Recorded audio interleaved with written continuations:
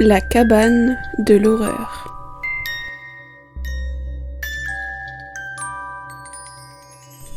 Votre dose de frissons.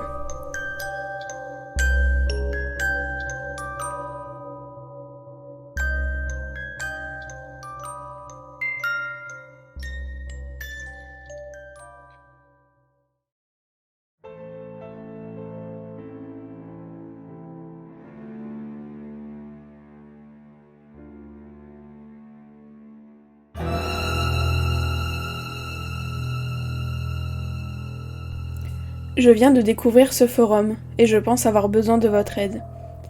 Je vous donne le contexte. Je m'appelle William. J'ai 15 ans, je viens d'entrer en seconde et j'ai assisté il y a quelques heures à ma première soirée. C'est mon père qui m'a emmené.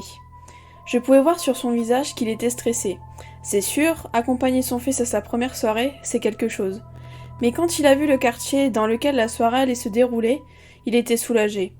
Déjà parce que c'était un bon quartier, mais aussi grâce au fait que ma grande sœur, Evelyne, habite le quartier d'à côté. Au moindre problème, elle pouvait arriver plus rapidement que mon père, et heureusement qu'elle était là d'ailleurs.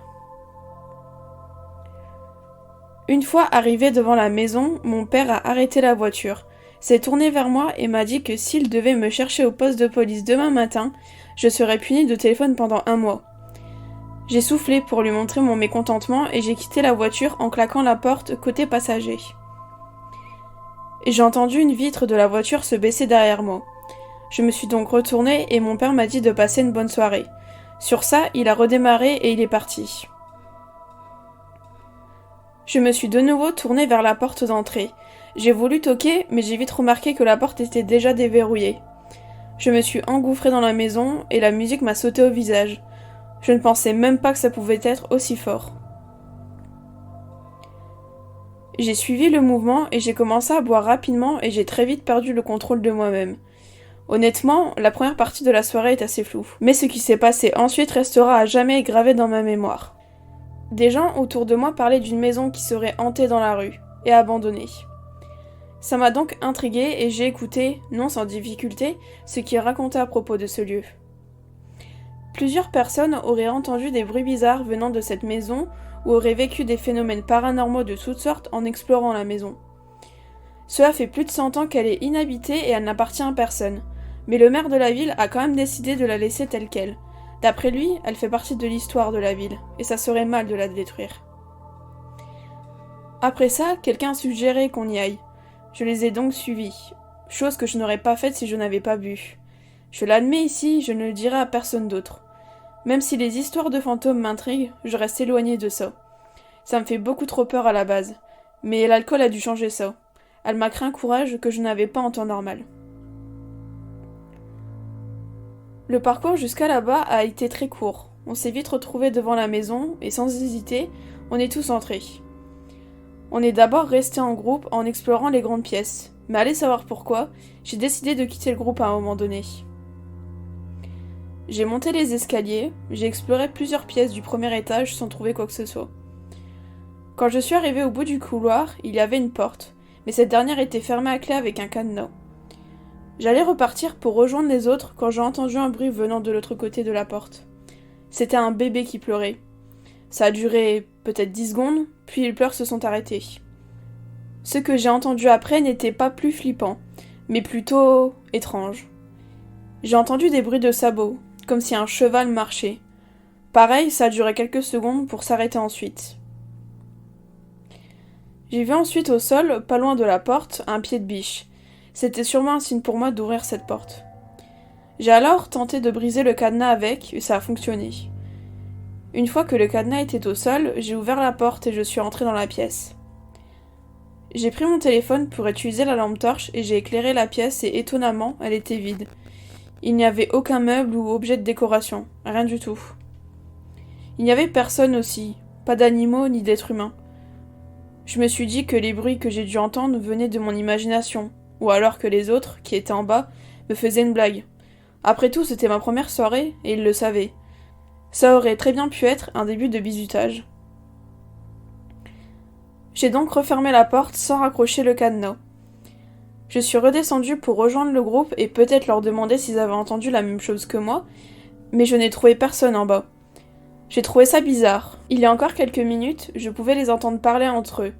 Et ils ne seraient pas partis sans me prévenir. Sauf si ça faisait partie du bizutage et qu'ils voulaient me faire flipper. J'ai alors essayé de les contacter, mais je n'avais pas de réseau.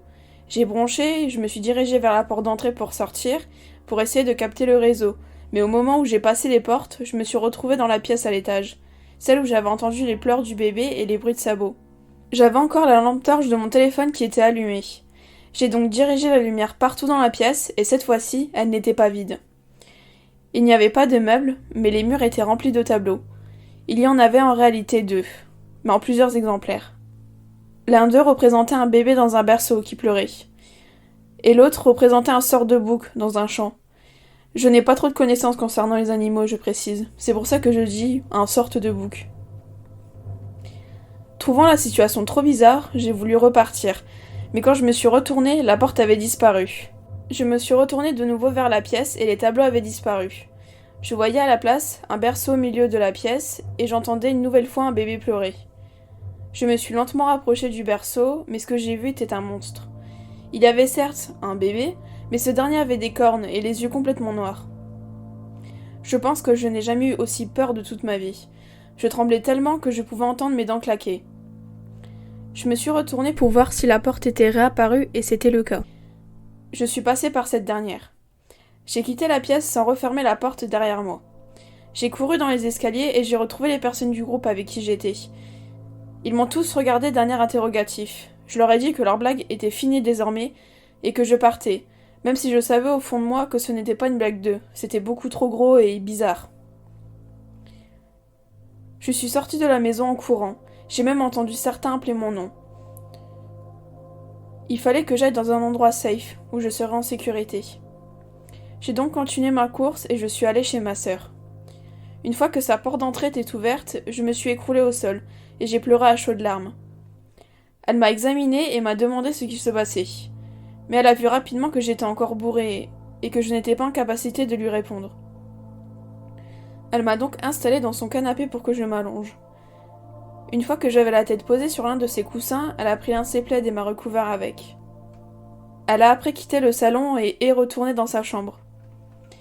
Je l'ai ensuite entendue parler au téléphone. Elle avait sûrement une longue conversation avec notre père, mais j'ai ignoré ça, et j'ai pris mon téléphone.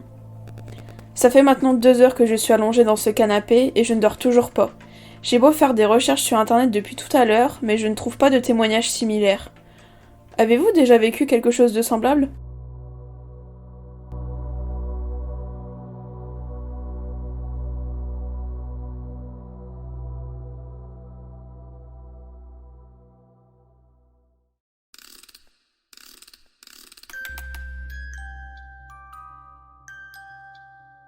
C'est une nouvelle histoire qui s'achève, ou presque.